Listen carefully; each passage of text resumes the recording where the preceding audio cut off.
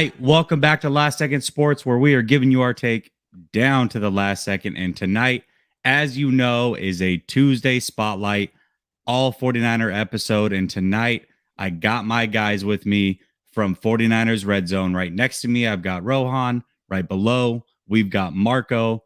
Rohan, real quick, why don't you give the audience a breakdown of your guys' podcast? I want to let everybody know that all the links are in the description so you can subscribe to them on YouTube.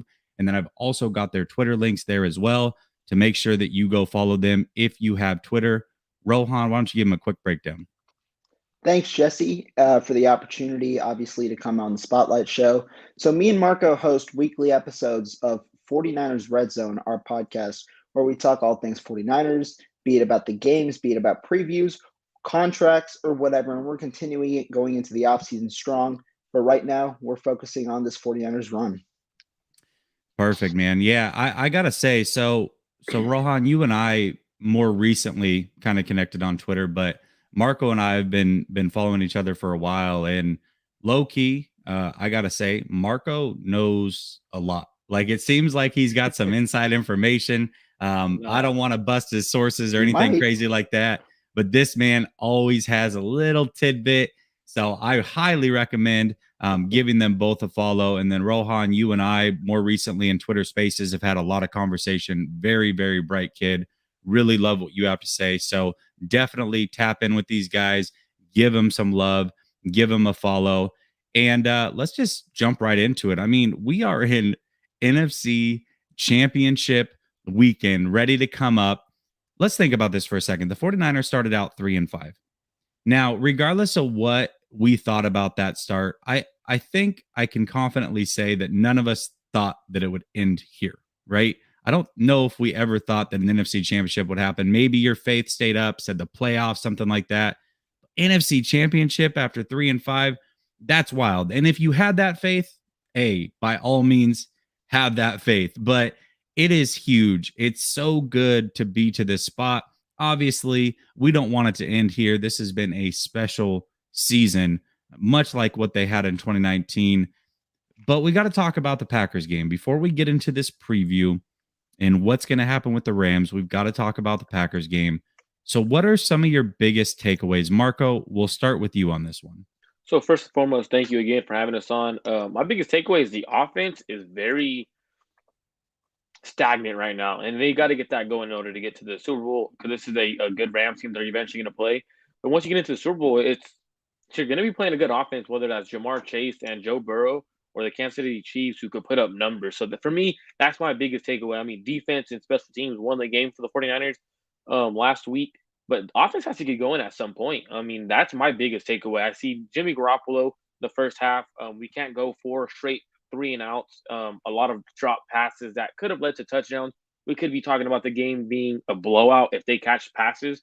So that's my biggest takeaway is offense not getting going. Yeah, I think that's a great takeaway, by the way, Marco, because here's the way that I see it. Regardless of what your full thoughts are of Jimmy Garoppolo, we know that he's limited at the very least. And when he was on early in that game, it was so frustrating as a fan because he was getting no help. He was making some really good throws, and you're looking at it saying, "Listen, I know the bottom's going to fall out at some point, and while he's hot, you've got to ride that hot wave." And they really could have won that game pretty early on if they had gotten it together, caught some of those passes, and helped out Jimmy in those situations. So I think that's a great takeaway. Rohan, what about you? Yeah, to bounce off Marco, to put it in a positive light, one thing that we saw this week is that the 49ers find different ways to win each week on. We can win with Jimmy Garoppolo throwing 11 of 19 for 131 yards and an interception, while the run game also rushes for just 3.7 yards a carry.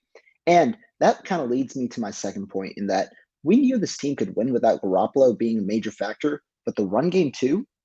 Now, I found that I don't think it's sustainable, but I think that it's a fairly impressive thing. And it's really because the defense is legitimate. We see the number one quarterback in the NFL, arguably, in Aaron Rodgers throwing for just 229 yards. And the run game for the Green Bay Packers with Aaron Jones and A.J. Dillon just averaged 3.4 yards per carry. But the 49ers found a way to neutralize Devontae Adams in that second half. We sacked the quarterback 5 times, and we came out with the win. So I'm just impressed by how we find different ways to win. and that we didn't even need the run game really in this game, or the run game to be as efficient as it normally was.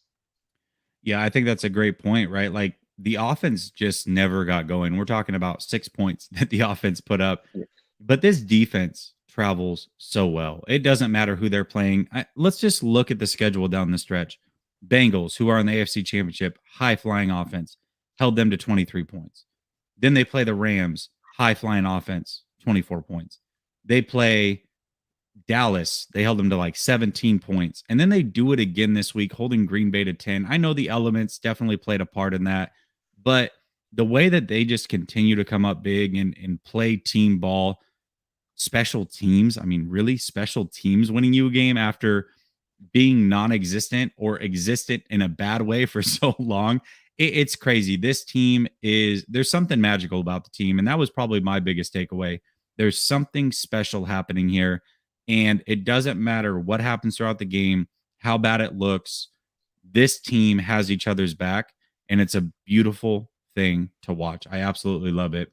So, all right, let's get into this next topic real quick. So, we talked about some of the things that were our takeaways, but there have to be game balls that we hand out. So, Rohan, let's start with you. Game ball or two that you want to hand out to a player, coach, unit, however you see fit. Yeah, so I have two, and I'm going to give them to players. My first one is Ark Armstead. He had 2 sacks in the game against the Packers. He's also a very good run defender, and he was a reason why the Packers couldn't really run the ball. They only ran for 3.4 yards per carry, as I said. But also, Ark Armstead has been on a tear recently. He's had 5.5 sacks in his last 3 games, and they're coming with crucial games against strong offensive lines. We faced the Rams, we faced the Dallas Cowboys, and now we face the Green Bay Packers. And I know Bakhtiari was out, but there's still 3 solid, strong offensive lines with also solid quarterbacks being there. So the fact that he can have that type of production in crucial games while also having a high amount of pressures, I think that that's impressive. He gets one of my game balls. And the second one, it's got to go to the guy that everyone's been hating for a while, Robbie Gould. That last game winning kick, good as gold, like we can hate on him for not being able to kick over 50 yards points, but 20 of 20 in the postseason, game winner, and he sends us to Levi South. It's funny because there was a lot of talk about him being 19 for 19 or whatever it was, 18 for 18 going into that game. And everybody's like, stop, you're going to jinx him. And then, of course, they bring it up on the telecast. He's never missed a field goal in the postseason. I'm like, oh, God, here we go. It didn't matter, man. It was right down the pipe. This guy has nerves of steel. And I know, listen, they franchise tagged a kicker. What are you thinking, right? But at the same time, that was the moment right there. That was the crescendo because this man knows how to kick in cold weather, doing it in Chicago for so many years. He was not caught off guard whatsoever, and it worked out perfectly right there. Marco, what about you? So my first game ball is going to go to a player. I have to give it to Jordan Willis. I mean, the field goal. He's the reason Jimmy Ward got freed up to block that field goal. Yes, I mean, sir. the way he did everything, he kind of held that defensive lineman, but in a way he got him freed up, and then he blocks a punt when they're not even in a coverage to block a punt. They're trying to get good field position there, and he ends up blocking the punt. That was fantastic on Jordan Willis. The 49ers have obviously won that trade by miles. Like that's ridiculous. They get him for a 6th-round pick, and he ends up taking them to the championship game. Without him, they don't win that game. And then the second one I'm gonna give to it's gonna be a ball. I have to give it to Fred Warner and D'Amico Ryans. Only because D'Amico Ryans shut out Aaron Rodgers and that offense. But after the first drive, Fred Warner said he went over there and yelled at the defense like, "Hey, that's enough. We cannot be playing ball like that." So it has to go to those two for stepping up when your back was against the wall. Because honestly, it was against the wall. It was 7-0. They could have had a situation when it could have been worse. Fred Warner eventually forces a fumble, and I think that fumble changes the entire game because we go down 14-0. We don't come back and win at all, especially with how our offense was playing. So I give it to D'Amico Ryans and Fred Warner at the same time because they're a duo in my opinion. Yeah, I think those are great. I was going to give mine to Willis. I'm glad that you mentioned that he was the reason that they got the block field goal as well. Obviously, everybody sees Jimmy Ward, right? And Jimmy did what he needed to do, but Willis is the one that chopped that arm down and allowed him to get through free. That's why that was able to be done. So I'll go a little bit different route. I'm going to give it to Deebo for the huge kickoff return to start the second half, first of all. Then, like 2 plays later on offense, he's able to get the screen pass, pick up like 22 yards. They were able to score some points there. And then at the end of the game, 3rd and 7, they're not even in field goal range. They decide to run the ball, and he picks up 9 to basically seal that game. I have to give it to Deebo. And it seems like Deebo at the end of every game comes up lame, comes up hurt. You can see he leaves everything on the field. This man plays so hard. And I love it mostly because he's basically in a contract year and he's putting his body on the line. He doesn't care. If it's his last game, he's fine with that. Like, he just wants to win. And I love that. There's no way that you can't enjoy watching that. So I'm going to give it to him. And then I'm also going to give one to Tart. That game-saving tackle, potentially. That field goal does not get blocked if Tart is not able to run down Aaron Jones in that situation, make a stop. And I remember thinking, like, oh my gosh, this was huge. Now, okay, they're still going to be down 10 at halftime, but it's better than 14. And then they get the block, the walk-off block to end the half. Absolutely incredible. Again, there's so many game balls we can hand out because this team, it was the ultimate team win. It's crazy. It's absolutely crazy. I don't think, like, just thinking through all the years, like, there's always like 1 or 2 guys that you can really pin it on and say, hey, that those are the guys. But this one, there's 10 or 12 game balls that legitimately could be handed out. No question about it. Going back to Go ahead. No, go ahead. Going back to your play about the Deebo Samuel on 3rd and 7, what a gutsy damn call by Kyle. Yeah. 3rd and 7 to run the ball on 3rd and 7 to oppose your will on another team in the playoffs like that. That's a gutsy ass call by Kyle Shanahan. I loved it. I was like, if you're gonna go out, might as well go out with your best player on offense. Absolutely. Absolutely. And the way that I saw it was he was possibly willing to go for it on 4th down. I think he wanted to grind the clock down, make sure that Aaron Rodgers didn't get any more time. That's why you run it there. Smart. And that's one thing, like, just to be fair, I've been very critical of time management in Kyle's past. This was one of those situations where he really played it as perfect as he could for the amount of time that was left in that game to whittle it down to nothing, kick the ball with 4 seconds and go home. Fantastic job by him. Running was the absolute right call in that situation. The fact that they got the first down was gravy, but I think he was willing to go for it on 4th down if need be. And you got to love the cojones on that. Tanya says, hi, Jesse, just showing some love and support to you. Very knowledgeable on the game, not just Niners, but football in general. Awesome show. I appreciate you, Tanya. It looks like Marco dropped out. We'll get him back in. But Tanya, appreciate you. Around here, anytime somebody donates, we give them love, and this is how we do it.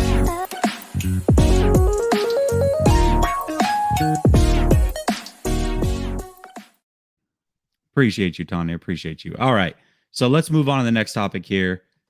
All right. Here's a question that I have for you guys. So I was thinking about this as I was reviewing game film for the upcoming Rams game yesterday for my Patreon, and just how special this team is.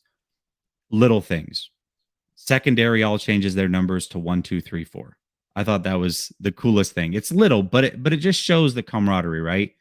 And then you've got that original mini camp where Fred Warner doesn't have a deal. Some of these guys are working through injuries, but everybody shows up. Everybody. You don't have to show up. It's not mandatory, but everybody showed up to show their support for the team. They start 3-5. And now they're on an absolute tear, winning 9 of their last 11, including the playoffs. Much different than 2019. 2019, they started hot. They kind of limped in a little bit. Then they caught fire again, getting into the playoffs. So different circumstances, obviously minor differences with these teams. Which team do you think is better? Marco, we'll start with you. 2019, 2021. Which team are you going with and why? I would probably go 2021, and it's very interesting because 2019 we've seen a defense that was out of this world, right? But the reason why I'm going to go 2021 is because there's more depth on the edge than in 2019, in my opinion. So we did have D Ford and Nick Bosa, So obviously those two guys were wrecking havoc on the edge. But now when you look in the fact that the 49ers they're throwing Jordan Willis out there and he's creating pressures. They're throwing Ibukam out there and he's creating pressures. You also have Charles Omenihu who's creating pressures. And then you throw in the fact that they also have DJ Jones. Like the defensive line, in my opinion, is deeper. And that's why they have so much more success throughout the stretch of the season because you're able to have fresher legs. Now, with the 2019 team, it was deep in the first half of the starting lineup was deep, right? You have Pro Bowlers left and right.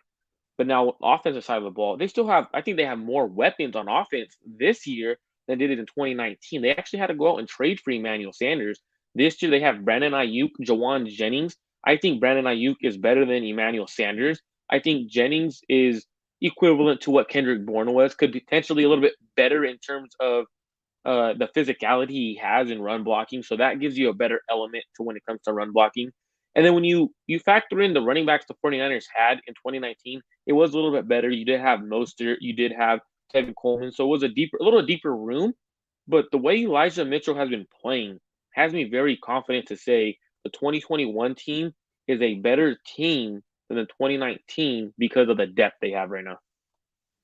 Gutsy. It's a gutsy thing to say because they haven't yet made it to the Super Bowl, right? They were this close to winning a Super Bowl in 2019. This team hasn't made it yet. And you're saying the 2021 team. I like it. I like your reasoning for it as well. It's a very hard, like, because I know a couple people have asked me that on Twitter too. Like, oh, what's the difference? Which team is better? It's a different team because 2019 they had depth. D Ford and Nick Bosa. No one could block that duo. When you have a speed rusher and you have a technician with his hands, it's so hard to block. But now when I could throw 4 to 5 edge rushers at you, now you're so tired that I could create pressure throughout the entire game because we did see at times D Ford he would disappear at times. Nick Bosa at times would get tired, but he would still create pressure. So I think the depth on the D line, in my opinion, and one big thing I got to bring up: the linebacking core this year is better than 2019. I like it. Yeah, that 2019 team had Quan Alexander, rookie Greenlaw, and Aziz. Aziz is like a controlled Quan Alexander. He brings that fire. He'll bring that pop. He'll hit you. He gets jacked up. But I feel like he's a lot more controlled than Quan was. So I think it's a great point that you bring up. Real quick, for anybody that's just tapping in, this is the Tuesday Spotlight. You've got my guys from the 49ers Red Zone podcast. Right next to me, I've got Rohan. Down below, we've got Marco. I've got the links to the podcast in the description. So make sure you go subscribe to their channel. Show them love if you like what you're hearing. And then also follow them on Twitter if you have Twitter as well. Rohan, what about you? 2019, 2021? Who are you taking? I'm going with Marco. I'm going with 2021. And he pointed out a good amount of things, and I like the bold pick. One thing that he probably also thinks is that I think the offensive line is better in 2021. We had Joe Staley and arguably upgraded, which is somewhat like mind-blowing to say, but we have one of the best left tackles I've ever seen in Trent Williams. Laken Tomlinson is a better version of himself, and we also have Alex Mack at center. I think all three of those players were upgrades from the offensive line in 2019. I think that just like Marco said, the offensive weapons are better in 2021 just because we've never seen a player like Deebo Samuel. Deebo Samuel has the ability to be a rusher and a receiver and be elite at both. In 2019, like Marco said, we had to go out and get Emmanuel Sanders. The weapons weren't really as strong. And also this year, I think that our receiving core kind of matches what we like because we're a better run blocking receiving core this year with Jawan Jennings and Brandon Ayuk, who put so much energy into what they do, both of them. We also have Deebo Samuel and George Kittle, who at times we've seen go for 150-yard games. And that kind of element is still in him while also being a solid run blocker. So I think overall offensively around Jimmy Garoppolo, who's relatively the same, we have a stronger offensive core. I think defensively is where we change the question. Because do you like blue chip talent or do you like depth? And I think both formulas have worked for the 49ers because in In 2019, they had a lineup of D Ford and Nick Bosa on the outside, Ark Armstead and DeForest Buckner on the inside, and that line wreaked havoc. That was the reason why they got better.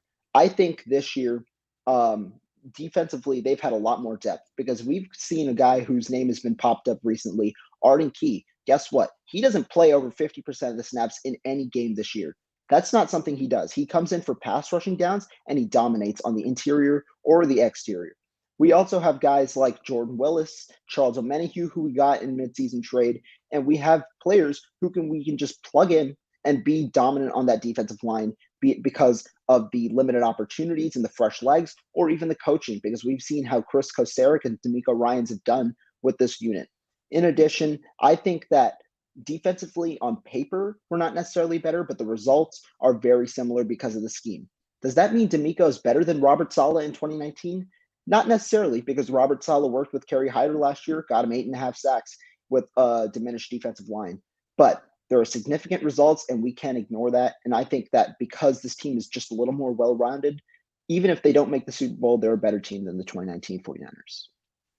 I think you guys make great points. I agree with you, by the way. I think this team's better. And I'm going to kind of piggyback off of what you just said, Rohan. We can talk about D'Amico Ryans and Robert Saleh, but the reason that D'Amico, in my opinion, is a little bit better than what Saleh was in 2019 is because those corners are more versatile. They can do man, they can do zone, they can run 3, they can run 4. You see them run 2, all out blitzes with, cover 0 blitzes, nothing behind, everything. I mean, he does everything. And I feel like he game plans way better than Saleh did in 2019. Now, Saleh in 2020, I think, stepped up his game planning. I think he got a lot more versatile. I think he got a lot more willing to change things around and scheme specifically for teams. But when it came to that Super Bowl specifically, you knew what was coming, play in and play out. And the Chiefs were able to figure it out, and they were able to go out and execute at the end of that game. And then on top of that, to Marco's point, the defensive line just couldn't keep coming because they didn't have the depth. That first 4, one of the best first 4 that you could throw out there with Buckner and Armstead and Ford and Bosa. But after that, the depth really fell off. Those guys had to play way too many snaps and they got tired. You watch it now. There was a point where I tweeted in this game, I think it was on the second drive, Bosa wasn't out there for like 4 straight plays to start it. Right. I'm like, is Bosa injured? Like, what's going on? Is the concussion thing? Like, I was legit worried. Oh no, he came in like 2 plays later, but they just cycle all 4 linemen out. There was no Armstead in there. There was no Ebucom. There was no Bosa. Didn't matter. Whole new lineup.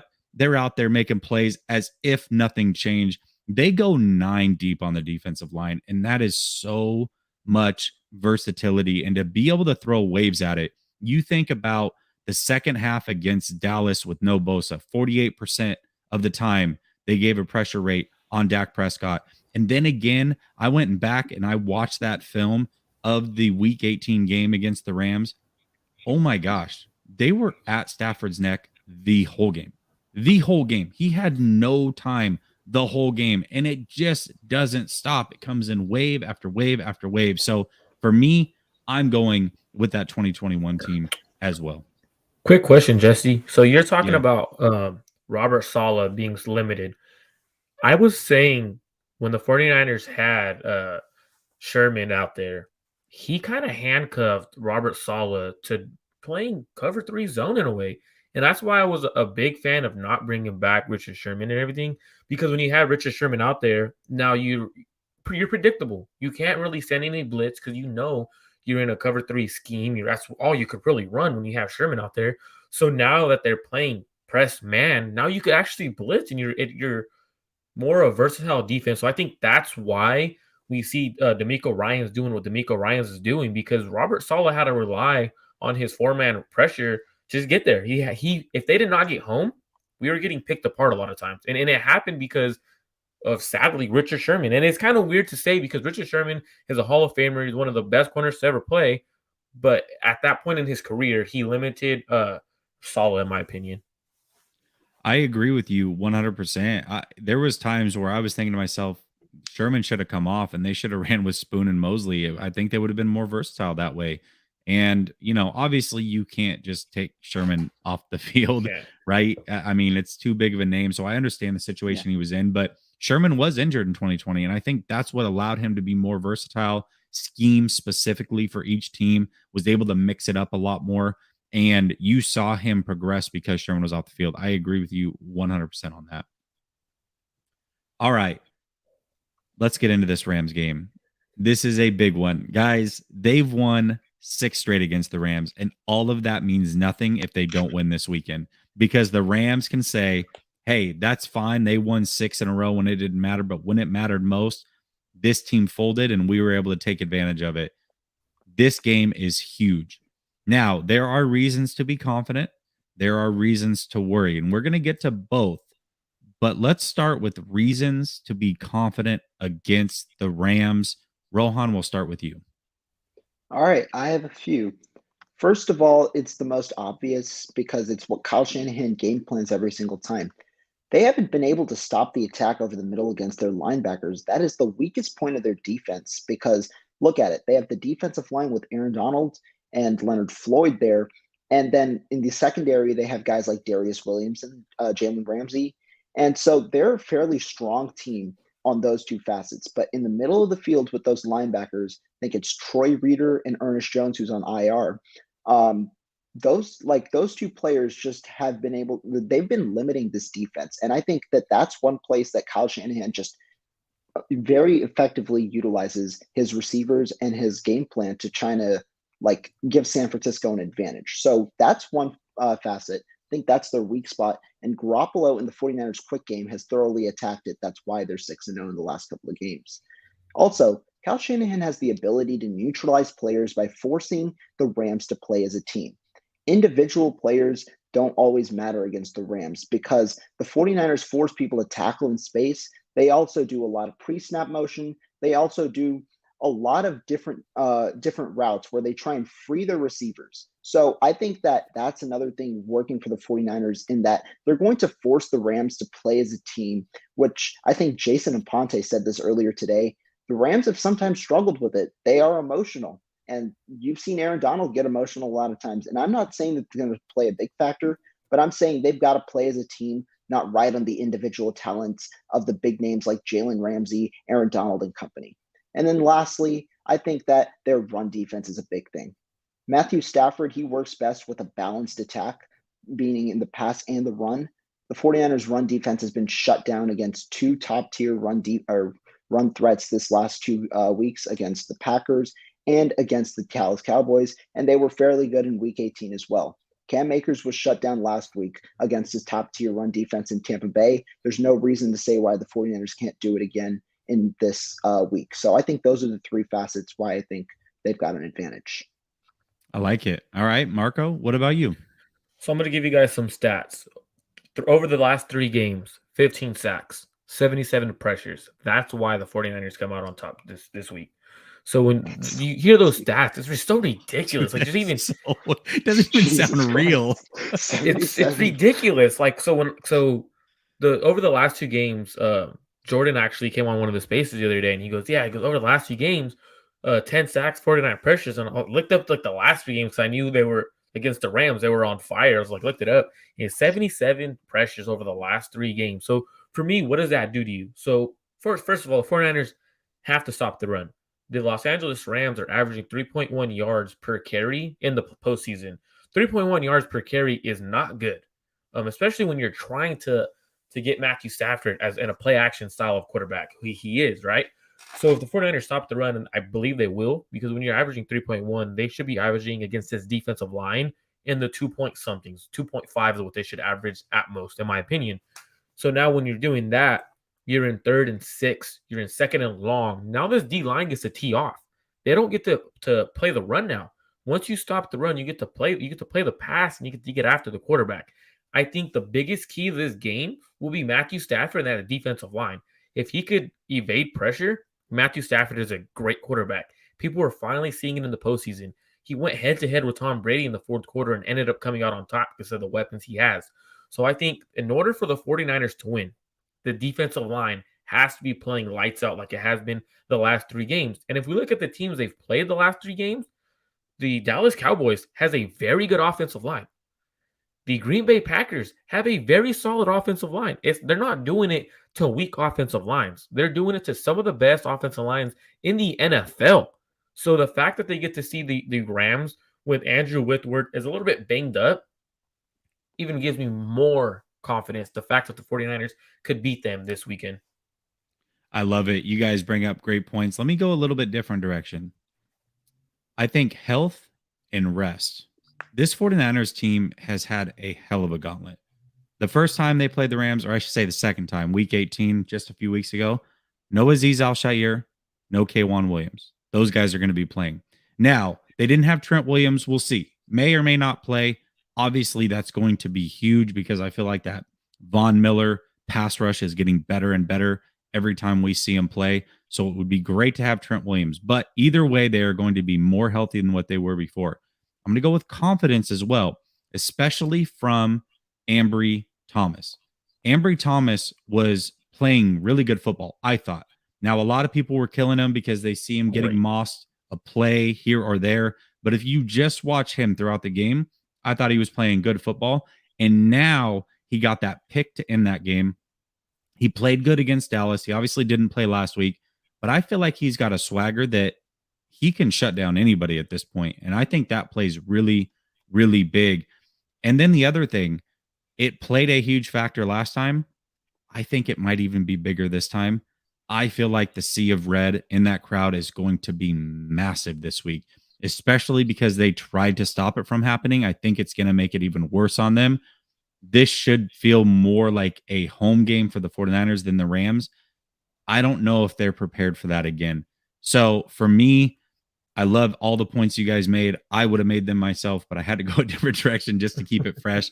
But I think there are a lot of reasons to be optimistic and confident that the 49ers can get it done with or without Trent Williams. And if Trent Williams plays, your confidence should be through the roof. No question about it. Also, another factor that plays into this game, if you think about it, it's so when the Rams got punched in the mouth by the Bucks, they started to fold. So this team is a soft team. And when the 49ers punched them in the mouth coming out into that second half, they folded. This team is not a physical team. The same thing that happened with the Packers. They punched hard. 49ers came back punching harder, right? And it evened out the game. Yes, the Packers started playing more physical. But if you look at the Rams, against the Bucks played a soft game in the first half. And then the second half, they came out a little bit more physical and they were laying the wood. And then the Bucks were like, the Rams were like, whoa, yeah, this is not our kind of game. Yeah, let's go home, guys. It's time to pack up the bags. Luckily for Stafford, he kept them going. Yeah, absolutely. And one thing the Bucks didn't do, but they started off doing, Fournette ripped off some big runs to start that game. First 2 plays, I believe, first downs, ripped off some big runs. If they had stuck with that, who knows what would have happened? The Rams can be ran on, and the 49ers are not going to give them any breathing room in that. They will run the ball, whether they're getting 1 yard a clip, 3 yards a clip, minus yards, they're not going to stop. And that's something that the Rams are going to have to deal with. And I don't think they can. They've proven that they can't thus far in the 2 games that they played. I don't know why it would change 3 weeks later. They're going to have to show me that it'll be different. But the Rams aren't here for no reason. This is also a very good team. And there are some reasons of concern, and I think we have to address those. So, Rohan, we'll start with you again. Reasons to be worried against the Rams. My number one thing is their receiver core. Now, I was formulating over the weekend before we found out whether it be the Rams or the Buccaneers, which team would be better suited to face the 49ers. And when you look at the Buccaneers, they're actually fairly similar to the Packers in terms of personnel construction, because the Buccaneers and the Packers currently have one legitimate threat in Mike Evans and Devontae Adams. And looking at it, they both actually struggled to run the football. Both of them ranked 24th in 4.2 yards per carry on offense. So they're both pass-predicated offenses with a struggling run offense that focuses on the pass with just one legitimate threat. I thought that was going to be something in the favor for the 49ers, especially since they figured a way to shut down the Packers and figured a way to neutralize Devontae Adams in that second half. But when we look at the Rams, they have at least two competent threats. They've got Cooper Kupp, and they've got Odell Beckham Jr., of course, and they've got Van Jefferson as well, who really isn't a slouch. So looking at it, they've got a good receiver core. Cooper Kupp also worked in the slot. We're going to get the Shark back this week. Last time it was Dante Johnson who got worked in the slot early, but we're going to get the Shark. And if Jimmy Ward has a better game than he had last time, he still had a good game, but he gave up 2 catches. If he has a better game, I think that it could definitely play to the 49ers' favor. But they're definitely the strongest receiving core that they could have faced. And I think that that's one problem. Another one, you said it yourself, Jesse, Trent Williams. We don't know if he plays, and the 49ers did beat the Rams without Trent Williams in Week 18. But playing 2 straight games without Trent Williams against the Rams, I don't know if that's a recipe for success, especially since he's been such a big player in the run game and the pass game for them this season. I think that he's a big player, and I don't know if he doesn't go, it kind of changes this game up a good amount. Yeah, absolutely. Chex Mex tapping in. He says, this guy's really well spoken. Exactly. He is very well spoken. Make sure you subscribe to their YouTube channel. The link is in the description. Go tap in over there. Show them some love. All right, Marco, what about you? Reasons to worry against the Rams? The quarterback positions. It's going to be a big difference in quarterbacks, right? So we have Jimmy Garoppolo versus Matthew Stafford. I mean, everyone's been talking about Matthew Stafford can't win. He won at home. He won on the road against Tom Brady, especially when he had to with 40 seconds left. That was huge for Matthew Stafford. There's his playoff moment, right? And then we see Jimmy Garoppolo. He's winning, but it's not because of Jimmy Garoppolo, unfortunately. So when if the Rams force the 49ers to throw the ball, is Jimmy Garoppolo healthy enough to beat the Rams with his arm? And for me, I think Jimmy Garoppolo is a good quarterback. I don't think he is outrageous. I don't think some people say he's terrible. He's not terrible. He's a good quarterback, obviously. But now when we look at Jimmy Garoppolo, is that shoulder sprain a worry? For me, it is. I think I'm sorry, I had to laugh at that. It's kind of oh man. So for me, Jimmy Garoppolo, if he can't beat the Rams with his arm, and again, the Rams have a good secondary, especially when you have Jalen Ramsey out there. So for me, that's the biggest thing. Can Jimmy Garoppolo beat the Rams throwing the ball? I don't think he can. So I think that's why we're going to have to be able to pound the ball. And then with Stafford, does he get pressure enough where his game's thrown off? And hopefully for the 49ers, everyone catches the ball this week. Because when he is dealing, and you cannot allow your quarterback to be dealing and you not to help him out. You gotta be there when he's there. So that's my biggest concern. Yeah, absolutely. Those are definitely reasons to be concerned. George tapping in. Appreciate you, George. Says, thank you so much. You are actually the first person to say that so many people are praising this man, but then I understand it's our defense. Thanks. Yeah. I basically he's saying that Jimmy Garoppolo is not winning these games. And it's the elephant in the room, right? I think it's, yeah, go ahead. My bad to cut you off, but don't get me wrong. I do give Jimmy Garoppolo his flowers when he deserves them, right? Like in the fourth quarter, he has been very good. He's led a couple game-winning drives, a couple game-tying drives, so he deserves credit for that. But at the same time, we have to look at Jimmy Garoppolo for what he is. I mean, he's always in it. Like for the Packers game, he made life harder than it needed to be by throwing that oh my God, that interception was just terrible. Throwing that interception, right? That you cannot do that in the playoffs, especially in the championship against a high-power offense like the Rams. Yeah, absolutely. George, thank you so much for tapping in. Thank you for so much for donating. Here's some love.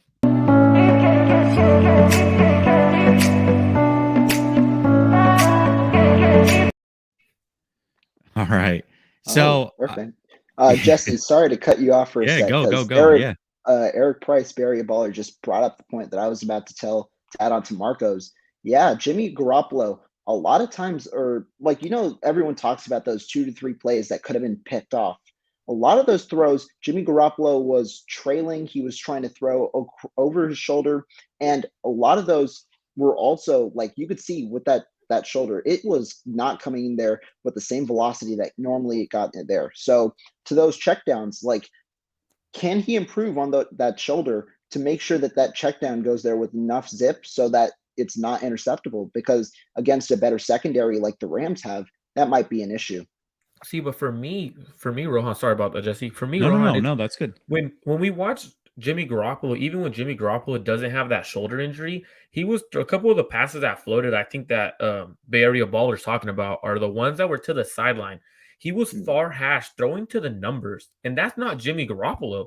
So that's Jimmy Garoppolo throwing passes that he could barely make when he's healthy. So for me, I don't think that's an injury reason that he's making those floated passes. I think that's just Jimmy's arm strength not being strong enough. And that is in the cold, it's a lot harder to throw in the cold. You have to zip it. And he's never had that zip to the sideline. So I think that was more so Jimmy Garoppolo rather than his shoulder injury, in my opinion. Yeah, well, I also think weather played a factor because I felt like he had some zip early on. And you're right. I mean, outside the hashes or from one hash outside the numbers, that's always a tough throw for him. He does make it from time to time. There was a game early on in the year. I forget what game it was, but he threw it to Ayuk. I think it was the Cincy game, actually. Beautiful throw. Ayuk got one hand on it, was unable to bring it in the end zone, but that was one of those throws. And then against Dallas, he had one throwing to Jennings, far left, outside the numbers, on the right hash. So he's shown he can make it. I really think that weather did play a factor. If you look, especially the second half of that game, he was 8 for 10 for like 80 something yards, efficient, but nothing special. But even Aaron Rodgers only completed like 5 passes and looked really bad. So I think the weather really did creep up on him. Not saying that I want him making those throws by any means, and maybe the shoulder's playing into it, but I think there was probably multiple factors that played into why it happened the way that it did. As far as reasons to be concerned, I think you guys both hit on a lot. For me, I'm going to throw out something that's kind of an intangible.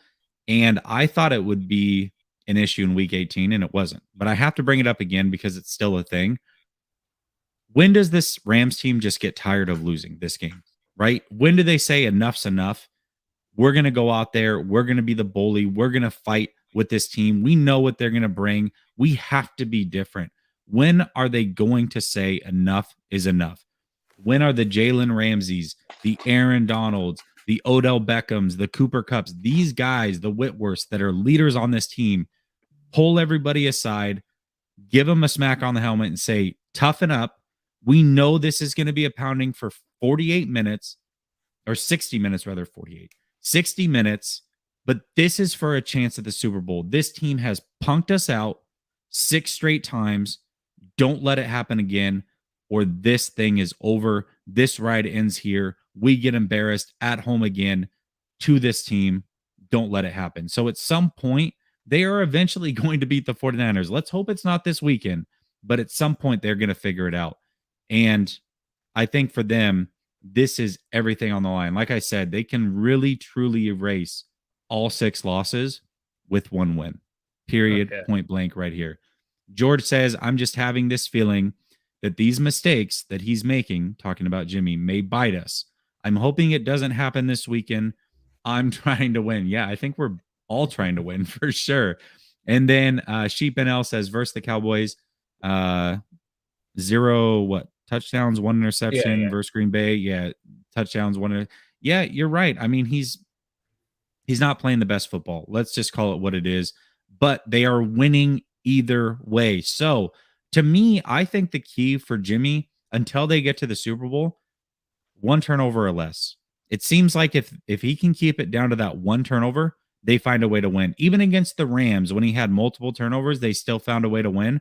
But I think that 1 is the sweet spot. He did it against Dallas. He did it against Green Bay. The 49ers, even against Green Bay, who do not turn the ball over. They had 9 games this season where they had 0 turnovers. Against Green Bay, they were still able to force a turnover. So I feel like the defense can actually even things out as long as it's 1 turnover. Once we start getting into 2, 3, that's when it becomes an issue. So for me, he doesn't have to play perfect ball. 1 turnover, I think they can still get it done. For both of you guys, appreciate it. Got to show you love. Here we go.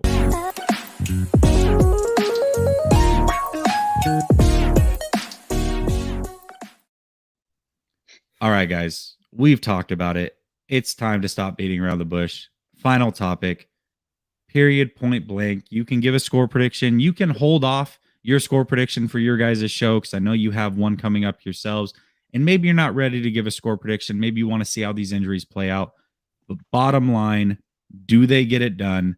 Do they keep it rolling? Are the 49ers in the Super Bowl 2 weeks from Sunday? Marco, give us your thoughts. I'm going with George Kittle. It's a body bag game. We put him in a body bag. We're going to the Super Bowl.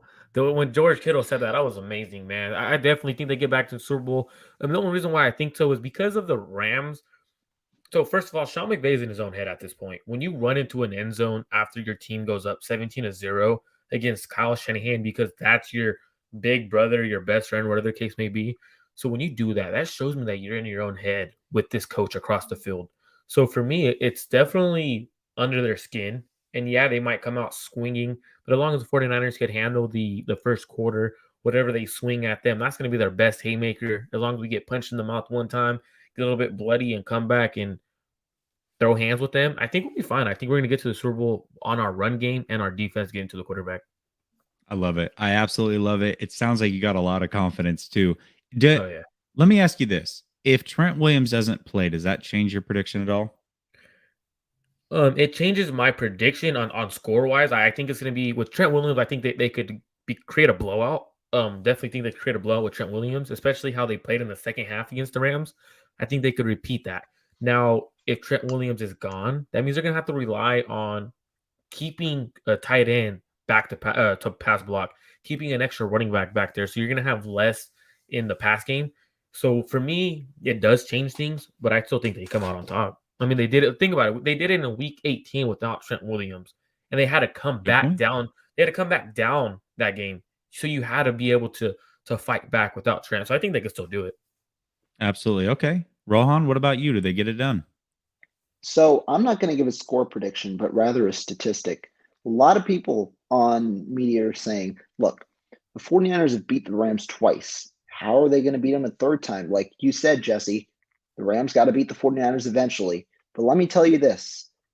It's happened 22 times before that a team has played the other team 3 times in a season. And for the teams that have swept the other team in the regular season, 14 of those 22 have gone on and won the third time. So statistics actually favor the 49ers in winning this matchup. And I'm going to go with it too. Because the 49ers really, like we say the Rams, like they're going to have to prove at some point that they can beat the 49ers. But the 49ers haven't proven that they can't be outmatched by the Rams and Sean McVay yet. And like you said earlier, they might be the healthiest they've been all season. They've got Dre Greenlaw, he was there in week 18, but this is, I think, his 5th game of the season. Trent Williams, K'Wan Williams, Ambry Thomas. They've got, like, if Trent Williams plays, of course, but they've got a hell of a roster, and they're getting everyone healthy. And I think that's important because the Rams are certainly facing some injuries of their own, and that might come to sting them in this kind of, trio of a matchup. Yeah, I'm with you. I also personally don't see a way in hell that Trent Williams misses this game. Yeah. He knows he's got 2 weeks to recover. He had never won a playoff game before this year. I just, if there's any chance in hell, he's going to play this game. And I'm confident that he's going to figure out a way to get out there and play probably pretty damn good as well. So my confidence meter is pretty high. I love the stat, Rohan. I threw it out the other day.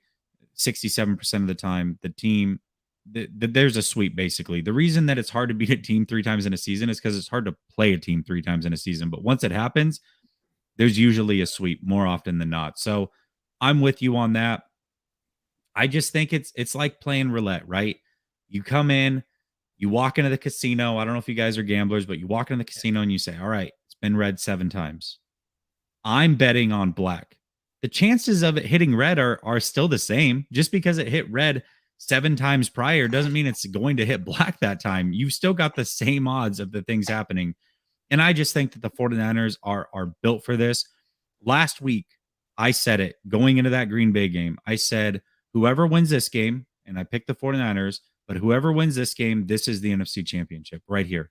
I don't think the Rams or the Buccaneers can beat either one of these teams.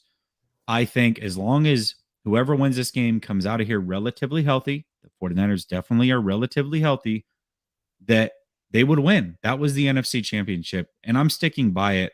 I think that styles make matchups. The Rams sure have looked good and explosive, but I think they've had some really easy matchups. Let's put it all together for a second. Arizona had lost 4 of their final 5, I believe. They were falling apart at the seams. That team was a bad team down the stretch. No Hopkins. You knew that was coming. Then they go play Tampa. I understand Tampa was the defending champs. That was not the same Tampa Bay Buccaneer team whatsoever. That was Fournette's first game back. You had Wirfs out, which was huge. No Brown, no Godwin. That was a completely different team right there. So I'm not actually all that impressed with that win. I expected it, but this is a whole different thing. And this team is going to punish you. This team's going to run the ball. We talked about health. How about rest? Again, the 49ers have run through a gauntlet, 3 straight road games. They had a 5-day rest and then a game on Saturday last week. This week, they have the extra day rest. They actually made it all the way back home a full day before the Rams were able to, and the Rams went from east to west. So that's a little bit harder. I think that extra day of rest is going to prove really, really big for the 49ers, and I think that they ultimately get it done. I'm going to reserve my score for my show with Grant tomorrow just to leave you guys hanging a little bit, but I think the 49ers absolutely get it done, no question, with or without Trent Williams. Chris Royal tapping in at the last second and saying 60% of the stadium is going to be Niner fans. Actually, somebody had already put this up. Yes, somebody had already done this statistic just based off of what they're seeing. They're predicting 65% 49er fans by the time the game starts. That's what they're seeing with ticket sales right now. That's absolutely crazy, considering Rams fans had first crack for a full day before they even opened it up. He said Stafford is going to get rattled, pressured, and possibly even cry. I absolutely freaking love it. Let me show you some love right back.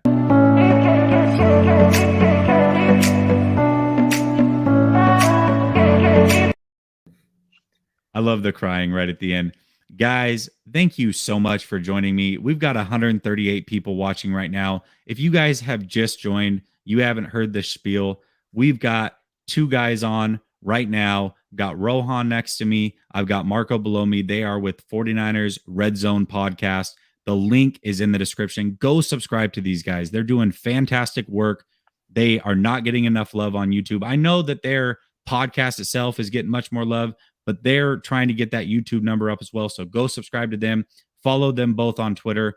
Very smart guys. They did a hell of a job tonight. Guys, thank you so much for joining me. For everybody else, if you have not subscribed here, make sure you do that. Hit the bell notification so you never miss an episode. I will be back tomorrow with the call-in show, hearing from you guys as the fans. I'll be on with Grant at 9 p.m. Eastern, then right here with the call-in show, open mic for you guys. Is there anything that you guys want to say before you hop out of here, Rohan or Mark?